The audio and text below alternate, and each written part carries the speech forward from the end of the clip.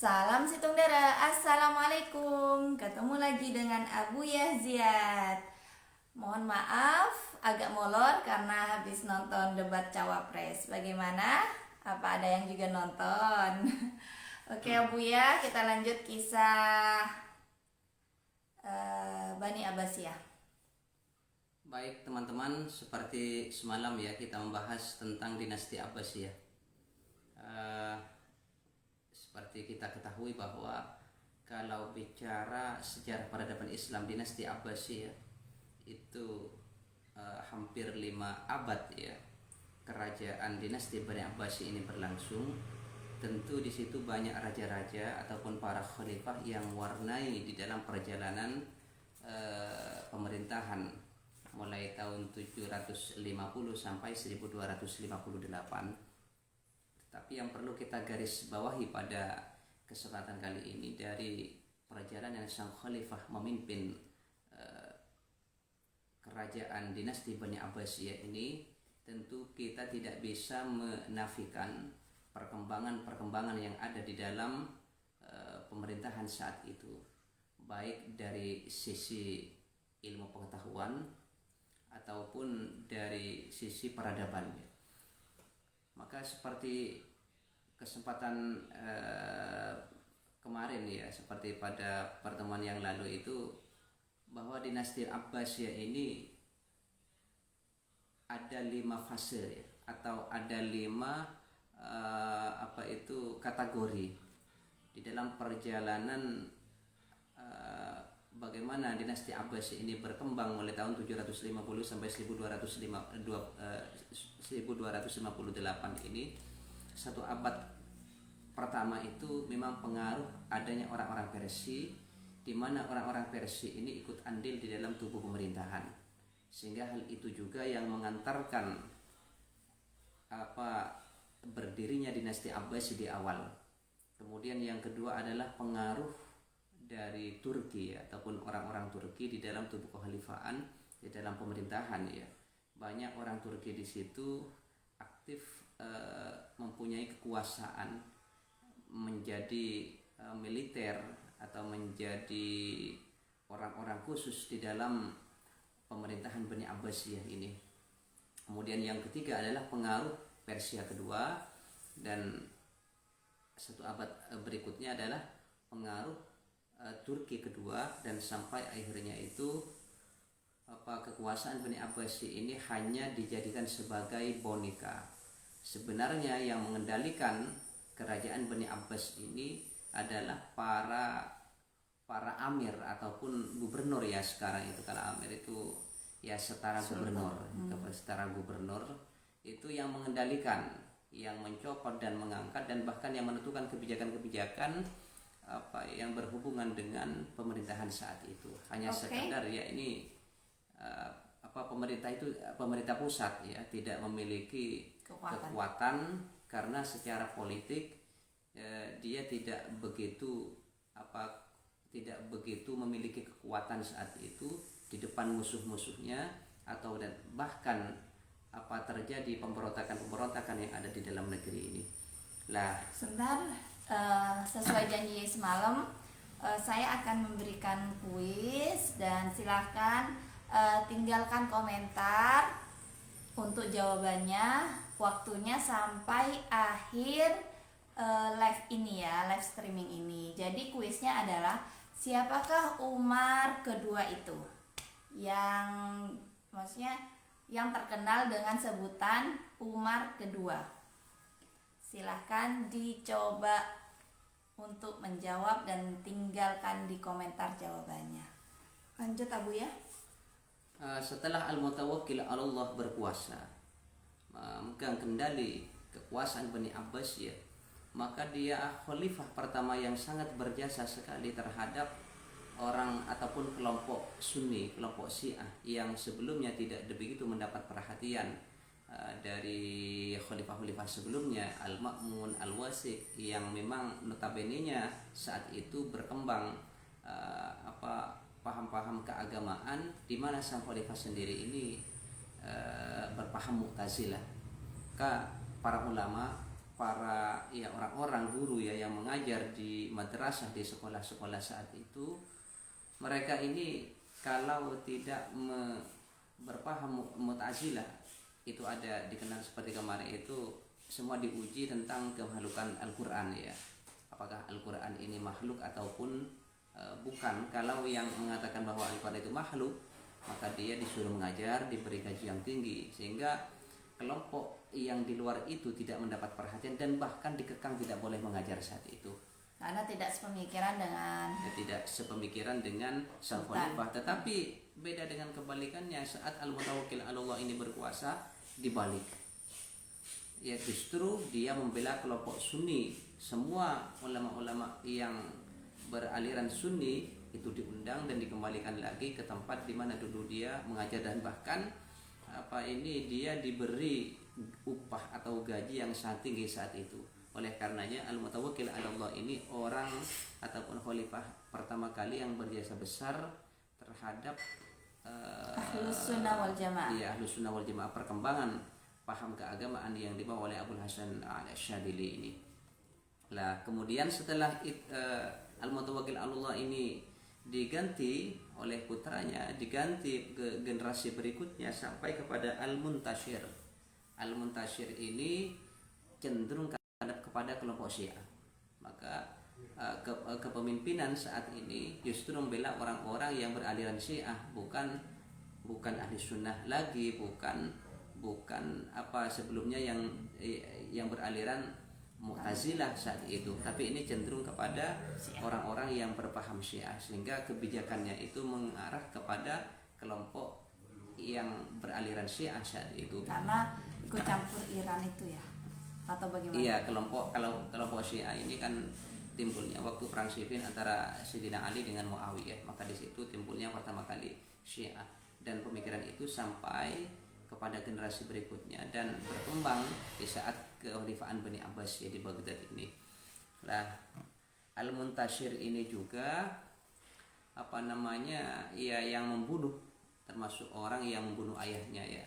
Termasuk orang yang membunuh ayahnya. Nanti juga Al-Muntashir ini juga dibunuh sama orang-orang yang ada di sekitar Al-Muntashir, sehingga dia bilang pada saat dia dibunuh itu, dulu saya pernah membunuh ayah saya, sekarang saya juga dibunuh, kata Al-Muntashir ini.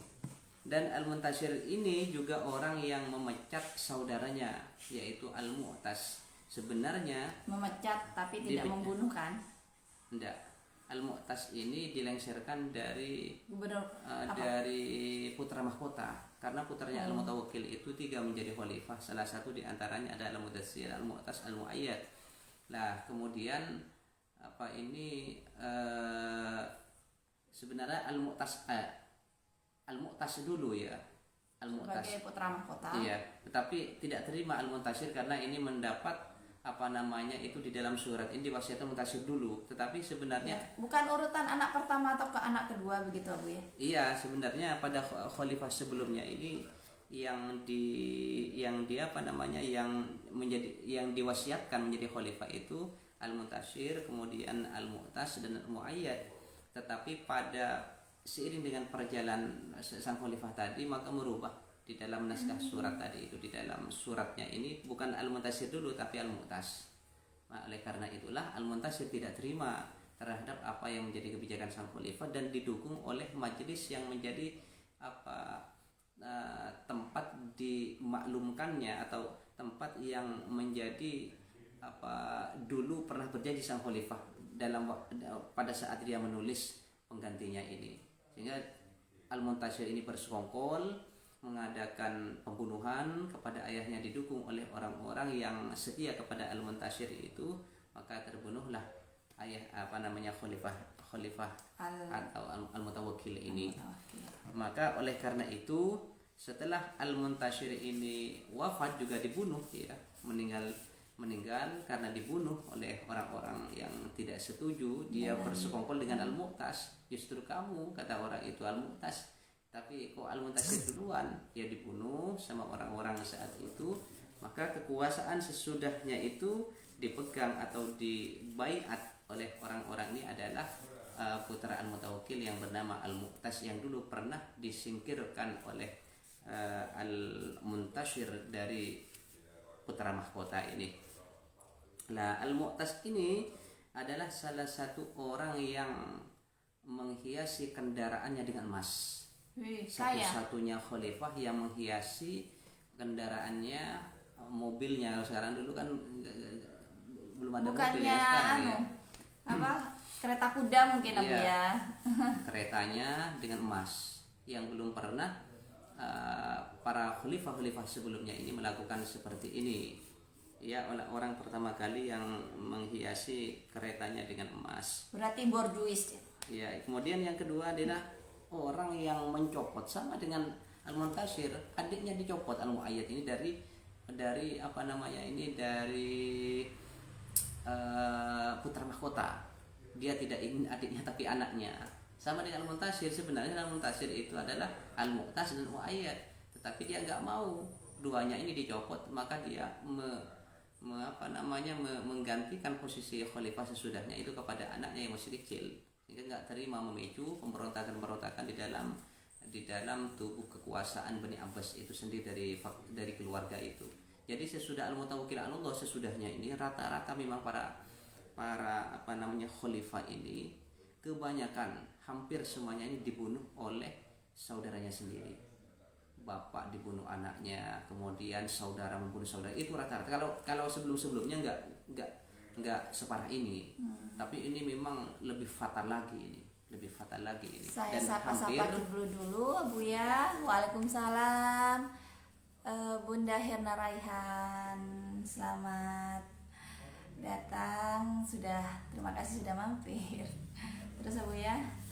Nah, Al-Mu'tas ini juga takut kepada orang-orang Turki, sehingga membiarkan apa yang menjadi keinginan orang Turki, dia menginginkannya apa, permintaannya apa, dituruti. Patuh begitu ya. Iya, patuh kepada orang-orang apa Turki. Itu patuh itu biasanya karena ada sesuatu, apa dia punya salah ke Turki atau bagaimana Bu? Bukan, karena ini memang secara kekuatan juga tidak mengimbangi kekuatan yang ada pada orang-orang Turki saat itu, karena orang-orang Turki ini semenjak Al-Mutawakkil 'ala Allah berkuasa itu banyak sekali Al-Wasik ini banyak diberi tempat di posisi yang penting di dalam pemerintahan ini, menjadi tentaranya, menjadi menterinya, ya semuanya. Sehingga itu saking banyaknya orang Turki, mereka itu kalau ada persoalan di dalam sebuah negara, maka justru mereka ini sesama Turki ini menggalang kekuatan. Oleh karenanya ini kadang kalau kita memberikan suatu kesempatan kepada orang lain, maka justru itu akan menjadi bumerang kepada kita ini. Jadi lebih baik tidak memberi kesempatan kepada orang lain, begitu. Iya. Oh ya, ini Pontiana hadir, Ummu Nafisa. Halo, terima kasih sudah hadir. Walaupun akhirnya Al-Mu'tas ini juga dibunuh. Orang yang dibunuh, orang yang mati karena kehausan ya. Kekuasaan. Itu dibiarkan, dia itu masukkan ke dalam sel, tidak diberi makan, tidak diberi minum, mati karena kehausan. Oh, maksudnya apa? Disiksa dengan kelaparan ini. Ya, dari orang-orang dalam sendiri, dengan orang-orang dalam sendiri. Jadi kok bisa tega orang-orang Turki itu saat ini memainkan peranan politik semaunya. Jadi siapa yang tidak cocok dengannya, dia menjadikan membuat satu cara strategi bagaimana sang khalifah itu dicopot, dan dia menggantinya dengan sesuka hati saat itu, karena memang secara kekuatan politik saat itu sang khalifah ini tidak memiliki, tidak sebesar nggak kekuatan punya masa yang ada begitu ya Bu ya, kepada orang-orang yang memiliki kekuatan besar saat itu, yaitu orang-orang masanya Turki itu kecil gitu. Nah, setelah Al-Mutawakkil Billah ini meninggal, maka digantilah oleh Al-Muhtadi Billah, Abu Abdullah bin Al-Wasik. Ini sepupunya ini. Oh, bukan anaknya, sepupunya. Nah, ini adalah Al-Muhtadi, termasuk dikenal khalifah yang soleh, orang yang baik. Semoga saja ini tidak dibunuh. Apa juga akan Dibunuh juga nanti, dibunuh juga ini Al-Muhtadi Itu ini. sudah soleh kenapa dibunuh? Ya karena di situ kan kadang-kadang bapak peperangan, pemberontakan, dia kan awalnya ingin membela, tapi pembelaannya itu justru menjadikannya dia ini terbunuh di dalam pembelaan ini. Bukan apakah salah atau tidak saat itu, tetapi dia kan mempertahankan eksistensi sebuah negara. Dia adalah sebagai khalifah, justru apapun yang menjadi penghalang di dalam Dia maju di medan perang. ya di dalam di dalam roda pemerintahan ini pasti dia akan itu Terjun menghalanginya. begitu ya. Ya banyak khalifah yang seperti ini. Memang juga karena tidak puas terhadap pemerintah, kebijakan-kebijakan yang telah dilakukan oleh sang khalifah. Juga pasti yang namanya manusia, khalifah ini juga manusia, pasti di dalam pemerintahan ini lebih dekat dengan ke salah satu temannya atau kelompok tertentu, sehingga kelompok yang lain tidak begitu mendapat perhatian, sehingga hal itu ini memicu terhadap pemberontakan dalam sebuah negara itu. Banyak faktor sebenarnya, karena ini membawahi semua orang. Tidak mungkin kepala negara itu tidak ada yang dibenci, ada pro dan kontra. Pasti. Cuman bedanya kalau sistem kekhalifaan, sistem monarki seperti ini, orang-orang ini tidak tekanannya ini sangat besar sekali, sehingga kalau misalkan ada sedikit menentang ataupun bersuara mengkritik sang khalifah, itu sudah dianggap dia ini menentang sang khalifah. Padahal hanya sekedar mengkritik, tapi itu sudah dianggap menentang sang khalifah, dan efeknya ini harus memang akibatnya dipancung orang itu atau dipenggal lehernya. Itu banyak khalifah ini dipancung, dipenggal lehernya orang-orang terdekat seperti menterinya, gubernurnya, dan orang-orang terdekat dari sang khalifah tadi ini. Lah Al-Muqtadi billah ini adalah ketika menjadi khalifah dia selalu berpuasa sampai akhirnya ini dia meninggal dengan dibunuh. Al-Muhtadi billah. Al-Muqtadi billah ini rajin puasa memang. Soleh, rajin puasa. Ya. Tapi, terus ke masyarakat bagaimana? Bagus, apa masyarakat belusukan juga? Ya, tapi tidak, rekam jejaknya tidak seperti ya Umar bin Abdul Aziz, kemudian Harun ar-Rasyid. Tidak terekam di dalam sejarah ya seperti itu. Memang yang Cuma paling hanya baik soleh lah, ya yang paling baik ya daripada sebelum-sebelumnya ini memang paling baik, karena memang rata-rata Khalifah Bani Abbas ini adalah raja-raja ataupun khalifah yang kesannya bagi masyarakat itu, kalau kita baca sejarah ini tidak begitu baik. Memang rata-rata ingin cepat-cepat berkuasa, bukan berpuasa. Nah ini orang yang rajin berpuasa sampai dia akhirnya mati terbunuh. Ada pemberontakan di situ, dia terjun untuk melerai ataupun menghentikan dalam pemberontakan itu, sehingga dia ini meninggal dunia saat itu. Dan pada masa Al-Muhtadi ini ya, pada saat Al-Muhtadi ini ada Imam Syiah ke-11 yang meninggal. Ini disuruh atau atas suruhan oleh sang khalifah tadi itu meninggalnya. Artinya Al-Muhtadi ini mungkin karena tidak cocok paham, karena ini juga tidak begitu senang kepada aliran Syiah.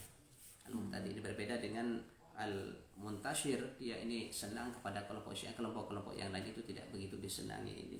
Jadi ada kelompok Syiah namanya Syiah Itsna Asyar yang 12 imam oleh Sayyidina Ali sampai terakhir itu.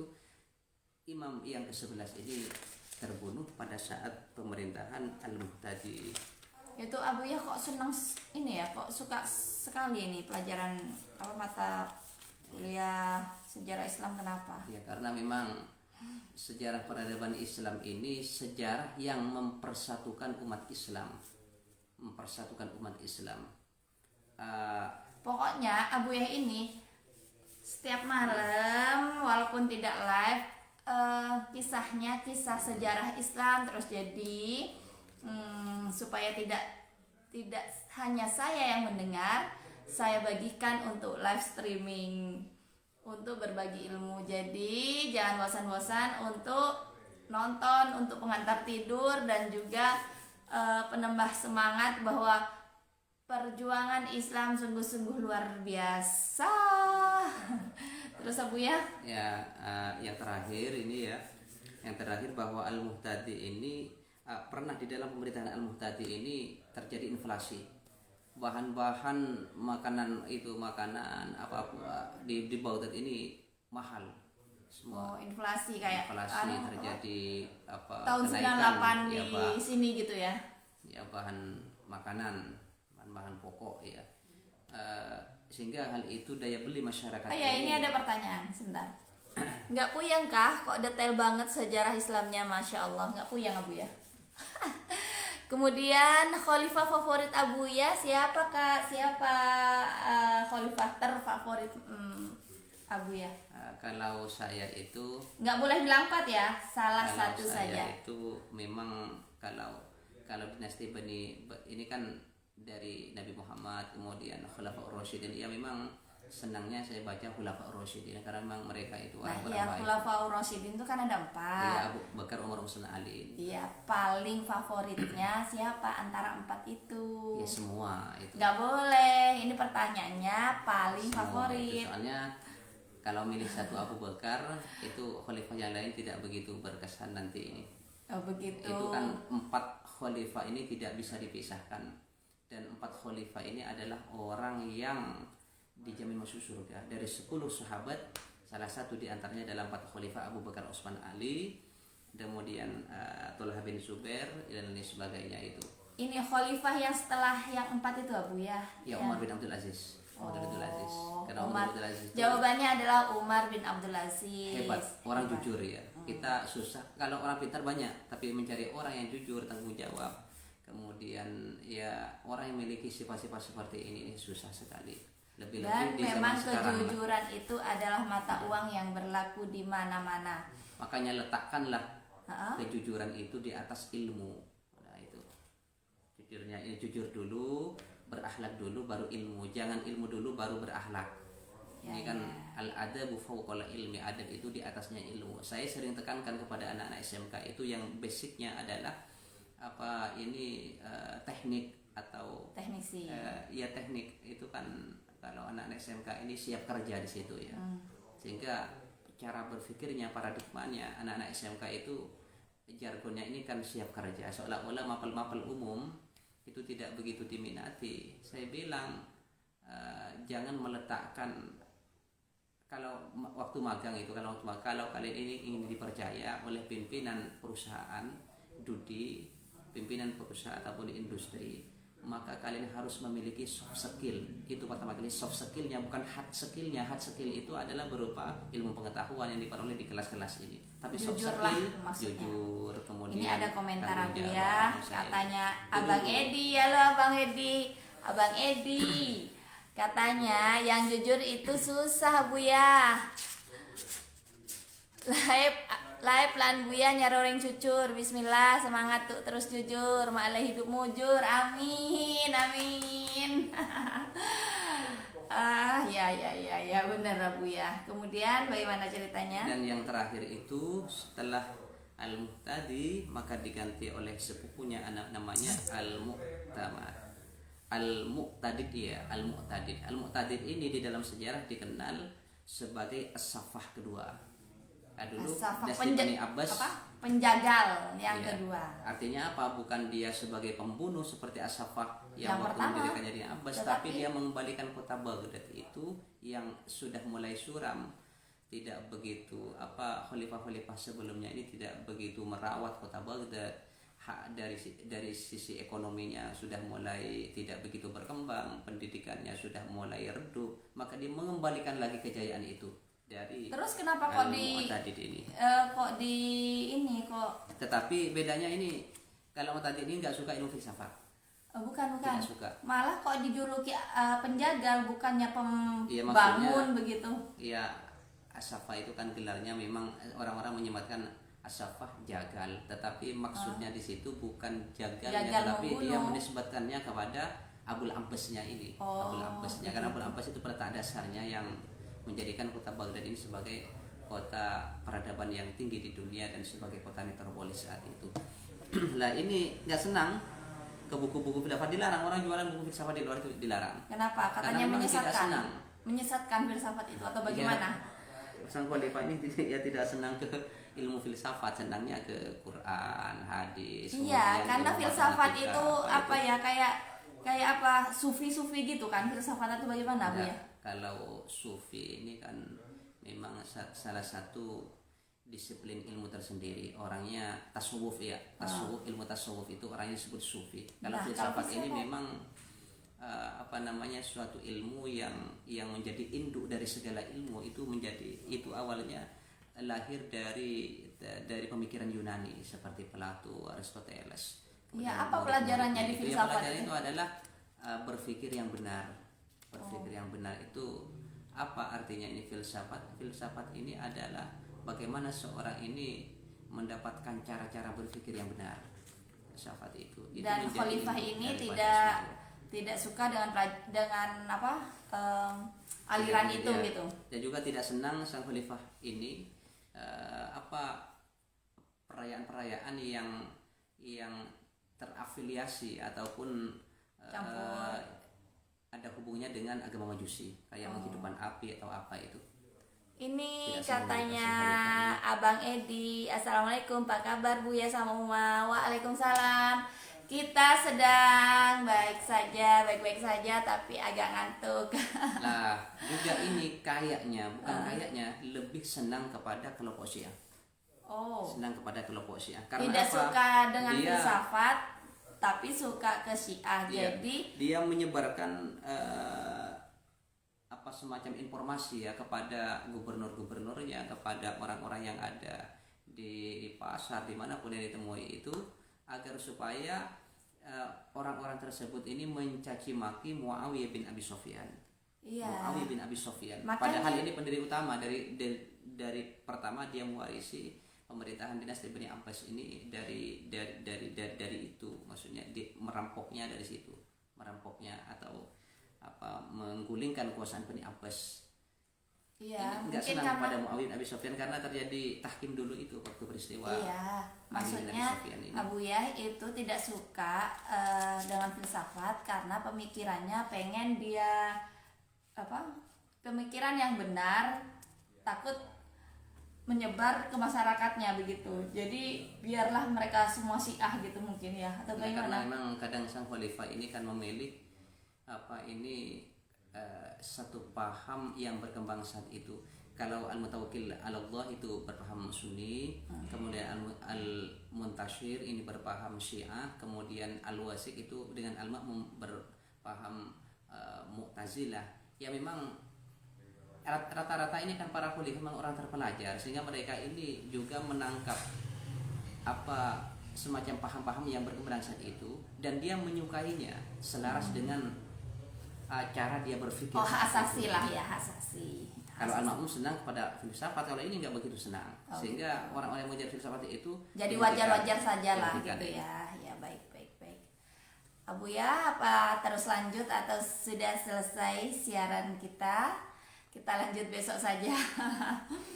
Oh ya, itu tadi awal streaming tadi saya ada kuis kan. Siapakah yang disebut dengan Umar kedua di Bani Abbasiyah? Ada yang bisa menjawab atau tidak? Kita kasih waktu 5 menit lagi Abu ya. Lanjutkan. Mungkin ada pesan-pesan moral atau apa begitu untuk malam ini. Oh ya, pesan dan kesan setelah nonton debat cawapres Abu ya. Kalau debat cawapres itu saya tidak tahu, tidak bisa berkomentar. Kenapa? Karena Seru karena loh. mereka itu kan calon-calon terbaiknya bangsa ini untuk nanti memimpin bangsa ini ya, mereka itu. Jadi tidak bisa kita komentari satu persatu seperti pengamat politik ya. Karena saya juga bukan pengamat politik, takut keliru. Tapi Saya bukan untuk ini, maksudnya kesannya apa? Wah, ternyata tadi keren ya. ya apa? bagus sekali. Mereka kan sudah banyak berpengalaman. Iya. Dari masing-masing calon wakil presiden, mereka setidaknya sudah teruji. sudah banyak berkecimpung di dalam pemerintahan. Jadi kalau orang itu sudah berpraktek seperti itu, bukan teori lagi mereka itu, jadi lebih paham daripada hanya sekedar teori. Kalau teori itu mudah kita ucapkan, tapi prakteknya kadang tidak sesuai dengan realnya.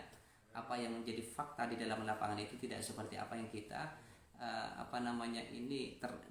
diimajinasikan ya oleh kita itu. Oh, imajinasinya begini-begini, tapi begitu kita jalani ternyata berbeda dengan apa yang menjadi konsep Curiga saya ini Abu ya, satset tapi atau apa ini mereka ya? ini sudah ya berpengalaman. Ya pesannya kalau nyambung ke sejarah peradaban Islam itu, ketika nanti siapapun yang terpilih harus adil, terapkan keadilan, terapkan pemerataan, kemudian harus berpihak kebijakan itu siapapun calonnya kepada rakyat. Ini ada anunya ini. Sudah ada yang menjawab, yang dijuluki Umar kedua, yaitu Umar bin Abdul Aziz. Selamat untuk hubabah kita Ummu Nafisa. Yeay, tak kirimi bintang-bintang nanti. Tak kirimi uang satu. Weh, uang. Jangan ini bahaya ini. Oke, terima kasih atas kehadiran teman-teman di komentar, sudah meramaikan suasana malam ini. Hadap kamera. Terima kasih. Assalamualaikum. Salam ilmu tanpa batas.